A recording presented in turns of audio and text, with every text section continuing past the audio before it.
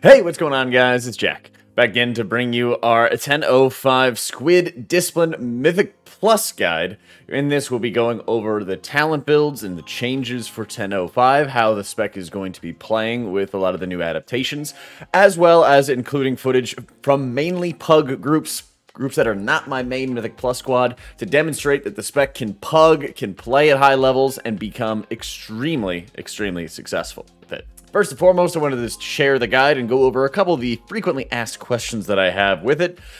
Overall, check out this build's string in the description down below or on my Wowhead guides. But the basis is you're going to be taking advantage of Mindbender's really high uptime here, thanks to Inescapable Torment, Void Summoner, in which certain abilities like Mind Blast, which you can now have multiple charges and a really low mana cost for, extend the duration of your squid, deal extra AoE damage, and reduce its cooldown, allowing you to have insanely high uptime out of the ability. This does mean that you're getting away from certain other talents like Twilight Equilibrium, Train of Thought. You're also missing out on some of the atonement duration, and this is because a lot of the damage that you have for this build comes from Purge the Wicked, Expiation, Harsh Discipline, and of course, your Squid. And so as a result, you're a little bit capped on what you can be doing. It's also having a number of areas where you're changing your abilities from Holy into Shadow, thanks to Shadow Covenant turning your Divine Star and your Penance into Shadow spells. So a lot of times, the best ways to deal damage or pump healing is chaining together multiple Shadow spells. It's a bit difficult to weave in Twilight Equilibrium and get maximum value. In my own experiments with it, I often just had very subpar value, and I would rather just run more passives that I know I'll always get full value out of all the time. For Vamp Embrace, of course, it's off the global cooldown now, so I macro it into Shadow Covenant. You can basically just have a /cast Vamp Embrace, /cast Shadow Covenant, two different lines in your macro page, and you'll be able to weave both those abilities together. In Shadow and Burial Grounds, I run Improved Purify and Phantasm in addition to our Purge. You can take some points away from Improve Fade. You can take a point away from Improve Master Spell and put it into Body and Soul or Inspiration as needed. You'll always run Powered Life. I know my camera clips it just a little bit, but it's wonderful spot healing support that you have at your disposal. Holy Nova is pretty poor, but it's just kind of a pathway to get into the damage reduction for Spell Warding, which is minor, but something, especially with how weak Priest's defenses are on hand. Now, Protector of the Frail is going to give you an additional charge of pain suppression, which is always great. And you're not really taking a lot of support for Rapture, and that's because this build doesn't play heavily around your shields. And Rapture is very much a first line of defense against a lot of incoming damage, but it's not going to bail you out of any trouble. We are having Void Tendrils on hand because it's currently bugged and not breaking after the damage is killing off these tendrils, so you're actually getting like a 20-second route, which is insane. I imagine it's going to get fixed pretty soon, so you could take Dominate Mind, Mind Control, Sheer Terror, Void Tendrils, whatever you like, just to be able to get to Vamp Embrace. That's the whole gist behind it. Sheer Terror and the new talent Petrifying Scream can be pretty good for the Spiteful weeks in particular, so you're not having any of the feared ads or spiteful mobs running into other trash packs and social aggroing things. That's an option ahead of you, and again, you could take points away from Dispel Magic, Improve Master Spell, whatever it is, as needed to make sure that you're going to be able to get there. You're not running Mind Games because the casts of Mind Blast and the low cooldown of the ability kind of cap you out on resources. It's a little bit too difficult to be able to fit all of these shadow spells into the window, and as a result, you don't really need to worry about using Mind Games. So we get rid of that talent, and we try to keep it really heavily focused on things that are extending the duration of Mindbender, consuming your dot damage, applying new dots and spreading new dots, and giving you cooldown reduction and extended duration onto your squid. Solace is really important for your mana economy. While it's a weak ability to weave in, the amount of mana regen you get over the entire course of the dungeon is extremely important, and this allows you to use your Radiance, which was recently doubled in its healing, to become a very powerful spot heal resource, which we'll discuss when we get into the triage section. When it comes to general gameplay, when you want to work around your squid, it's really important to make sure that you are maximizing your overall uptime of the of the squid and your cooldown reduction. So some of your most frequently casted abilities are going to be Purge the Wicked to spread around your dots and yield value from Expiation, which is your Mind Blast cast or Shadow Word Death, consuming dot uptime early, also having its damage buffed by Shadow Covenant, and allowing you to be able to put together more burst output, more burst damage, more burst healing as needed. One of the really cool things you're able to do, and you've always been able to do, is cast Mind Blast into a Purge the Wicked. So while you're in the middle of casting Mind Blast, you're hitting that Purge the Wicked button, spell queuing the next ability up. And even if you do not have Purge the Wicked on the target already, it will cast the Mind Blast, cast the Purge the Wicked, which will be a 20-second dot, consume 6 seconds of it with Purge the Wicked, turning it into Expiation. So you'll kind of hit Mind Blast into a 14-second Purge the Wicked dot. It's a convenient way to be able to consume Expiation and get upfront burst damage. It's a good way to keep on spreading your dots, and it allows you to maintain high use of Mind Blast in an efficient manner. One of the big things you want to be doing is pretty much always using your shield after your 4-piece proc onto the tank. This is something that kind of just naturally happens because you're using penance so frequently. You're getting Harsh Discipline procs, which is the extra bolts of penance, by using not only Smite, but also Solace and Mind Blast in this patch, meaning you're going to have really, really high uptime of the Empowered Penance ability. So the usual sequence I'll do when I go into trash packs is I will focus on multi-dotting as early as I can, then I'm going to drop my Mind Bender and immediately cast a Mind Blast. This is going to allow me to instantly get Mind Blast on cooldown, instantly pop off some Inescapable Torment damage, or AoE Cleave, and make sure that my mana economy is rolling, as I'm going to be spending a lot of globals, a lot of mana, dealing damage, setting up my healing, you name it, to be able to get kind of the ball rolling as we get through it. So dropping Mindbender, dropping a Mind Blast right away is going to be super important. Then I'll take the time to spread around dots, use Empowered Penance as needed, and then taking advantage of Shadow Covenant. And I like to run the longer duration Shadow Covenant to kind of give you more breathing room. Then you're able to use Shadow Covenant into Schism, more Mind Blast, Dark Penance, Shadow or Death as needed, maintain your Purge the Wickeds, and then of course you can use the Expiation trick that we had just previously talked about to be able to make sure you're continuously yielding value. You have 2 charges of Pain Suppression at your disposal, and you can really aggressively use them either on the tank or onto yourself. And we'll talk about it a little bit more when it comes to boss fights, but generally I will only be using Rapture well before damage happens, before I go into or really heavily interact with the trash pack, before a big amount of burst damage is coming out, like well before Here's Your Storms, so that I can just solely focus on dealing damage to be able to heal. You have to put a lot of faith in your Atoma to actually heal this time around, because it is a lot more powerful, but it also does require really strong sequencing to make sure you're keeping everybody alive. Some of your highest damage is, like I mentioned, Purge the Wicked and Expiation, Mind Blast, and Dark Penance. And so as a result, when you're setting up for incoming damage, you don't want to be spending time shielding as the damage is happening. You don't want to be using Shadow Covenant as an AoE heal. You want to be using these abilities well in advance to allow you to have the breathing room to let Radiance's direct healing actually heal targets, to allow your Mind Blast and your Dark Penance to be healing your allies. Schism does pretty good damage, but it's also something that you could be putting up in advance, especially if there's something like a Here's Your Storm, which only lasts like 4 or 5 seconds. The last boss of Court of Stars, also the burst damage there is like 4 or 5 seconds. So when you have these predictable damage moments, you can start front-loading a lot of abilities that are not doing a lot of healing, and then you're able to pound Mind Blasts and Penances to be able to do the brunt of your AoE output. As always, Shadow or Death is great if you're able to have the target and execute. If I know none of the enemies are going to be in execute for 20 seconds or more, if I'm like just starting a pull, for example, and it's a really big AoE pull, feel free to rip a Shadow or Death just to proc Expiation and Inescapable Torment. It's totally fine. It might even let you get an extra cast of Mind Blast for even more AoE damage on hand. When it comes to spot healing and triage and supporting your allies, there's a couple different situations that always sort of come to mind to me. And I really had it stand out when I was in Naku Defensive in a pickup group. with this group, we go to the top of the waterfall, and we always know that there's something wrong going to happen in that pull. There's AoE damage, there's cast that can go through, there's all kinds of pressure all over the place that can happen, and it's really easy to lose people.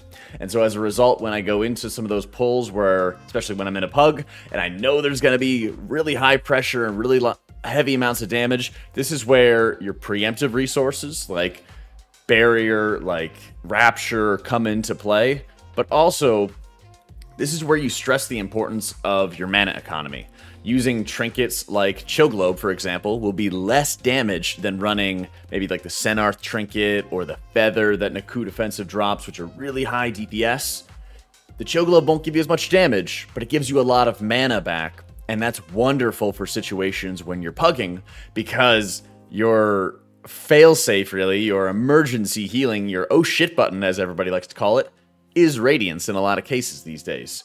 Since you have Bright Pupil, you have a reduced cooldown on it, and you have pretty short duration on those atonements. So getting in and casting a Powered Radiance will actually do a huge amount of healing on its own, and even more so if you already have Purge the Wickeds out, even more so if you already have your Bender out, and if you're able to put together powerful Shadow Covenant combinations of Mind Blasts and Penances all into these targets all the time. So as a result, when you get into these situations where there's lots of AoE damage, a lot of times you can Radiance your way out of problems, but it's also important to note that you need to make sure you're doing everything to keep your tank and yourself alive over other people. In this situation at the top of the waterfall, I'm really aggressive about using my resources, my mana, my barrier, and we even have a Tempest cast go off. I Mass Dispel instantly at 2 stacks because I would think, hey, they're going to get the cast interrupted by then, but it continues channeling, and that's where I prioritize myself and my tank first, and then if I'm able to heal the hunter, if I'm able to save the life, I will. But it's one of those things that when everyone's hurting, you're not going to be able to save the tank or other DPS players if you're also dead. And so making sure you put a really high premium on your own survivability using things like Improved Fade, Desperate Prayer, shielding yourself even after you have a 4-piece proc. You can even pain sup yourself on boss fights, kind of like Here's Your Storm. Those are all really, really powerful to help keep you alive and not have to be worrying about your own survivability. It makes a world of difference, and constantly having mana regen on hand, like I mentioned, from Chill Globe and from Solace, goes a really far way in giving you an out, and giving you a sort of backup plan in case shit does hit the fan, because there's so much damage that can happen in situations where casts are getting off, that it's imperative that you are prepared to be able to deal with it.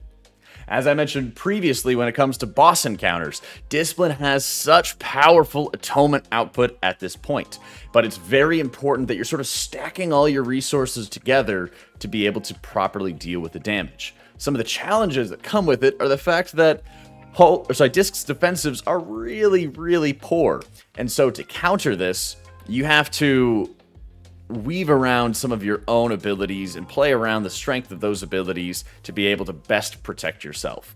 Using, obviously, barrier or even self-pain suppression can be no-brainers, but also thinking about when there is incoming damage, how best you can prepare for it and make sure your entire group stays healthy. In Here's Your Storms, for example, Atonement can do a really good job of protecting everybody, but if you start missing a cast, for example, if you're trying to cast your Dark Penance that's improved by Harsh Discipline, but then you're worrying about your own life and you try to like Powered Life yourself to deal with the storm damage, then everybody else is suffering because the atonement output just stops. That's where you could try to save yourself at the expense of the entire team, and that's where you can really have some problems. So when I like to play the Here's Your Storms, I will Rapture in advance of that incoming damage, but you can also lean on your Foreset, for example, to cast a Penance, make sure you have Atonement applied to yourself, then hit Rapture on yourself so that you have the Rapture buff, the 4-piece buff, Atonement's Mastery buff, all onto you for a beefier shield so that you're going to be in a healthier position than the Storm, as opposed to everybody else just having improved Rapture shields onto them as that Storm damage starts. You can also be really aggressive about using Radiance charges when there's bursty AoE damage happening. Both Here's Your Storm and the last boss of Court of Stars, Advisor Melandris, they have really consistent, so they have really narrow windows of time where you need to heal. There is 5 or 8 seconds of storm damage. There's like 4 or 5 seconds of Advisor Melandris' piercing gale damage. And so with that, you can really aggressively take advantage of your Radiance charges to pump AoE output. As mentioned previously, it's also a really easy area to make sure that you're taking advantage of the improved Shadow Covenant duration and the decent length base duration out of things like Schism.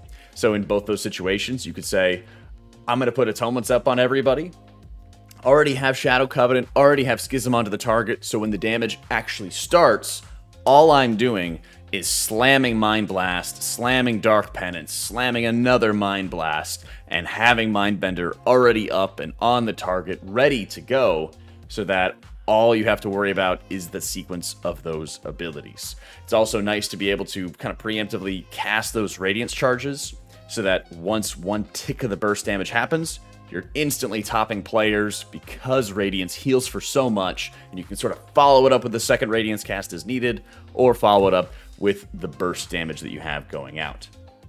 The challenge comes when you have to deal with fights like the Tempest Storm in Nakud Offensive that are really consistent in nature. The other boss is Talaxay Flame Wreath in Court of Stars, which is also kind of similar in that regard, where it's very consistent, constant damage. This can be a lot more challenging since Disc is built off the back of bursting.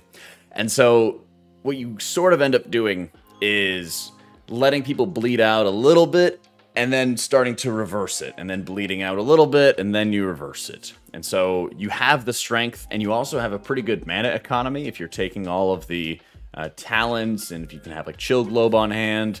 Mana pots can come in handy on these longer encounters, but that's also where you have to be really mindful of spreading out your Radiance charges and really concentrating your output into the atonement duration, because you're not going to be able to just burn mana aggressively to slam back-to-back Radiances to keep everybody alive. You instead now have to make sure that you are spacing them out, spacing out those resources to keep players alive. And so a lot of times what I like to do, especially because Disc gains such a powerful ability with Shadow or Death and execute range, is I like to make sure I'm sort of front-loading cooldowns. I'm using Rapture really early on into Talaxay Flame Wreath. I'm using Barrier, or using Self-Pain Sup, or even Pain Supping a Hunter or some other weak damage player to make sure I'm getting high value out of that early, because once you get into execute range in the boss, the last 20% will be really high on Talaxay Flame Wreath, for example. But you're going to be able to have your Mind Blast and your Shadow or Death consuming your dot duration for expiation. This places massive importance on Purge the Wicked. I think Purge the Wicked is my highest casted ability in most dungeons because of how much you're trying to feed expiation. But it is absolutely worthwhile. It's absolutely worth all those casts, especially when you can sort of predict that incoming damage and you know what's going to be coming around. I missed it on the Tempest boss as well, but it's important to note, because it's so difficult to get orbs before the first storm, because the storm starts really early the first time. That's usually where I'll drop Barrier, Pain Sup, all that other stuff, because I usually don't have a full 10-stack healing buff, but I will have 10-stack healing buffs on all of the future storms, because you have a lot more time to grab orbs. Something to consider as well when you go into these boss fights of where the biggest threat is, because even if you don't have Pain Sup or Barrier on hand, when you get into execute range and you have that Shadow or Death, you can lean on that ability. You can lean on Dark Penance. You can lean on Mind Blast casts to make sure that players are staying alive. The more that you get comfortable with the output that you can produce from it, the easier that a lot of these higher-end keys and higher-end dungeons are going to be for you. If you have any questions on specific encounters, be sure to let me know down in the description below, as we are always going to be having tons of highlights and tons of high-end Disc content, as well as some Holy as well for those interested on the live stream. Make sure to check it out in the description down below. So we'll be pushing plenty of high keys, not only with our usual squad, but as some of the footage represents, also in pug environments, because Disc can pug. It absolutely can. So take advantage of it, enjoy. Let me know what y'all think, and I'll catch y'all next time.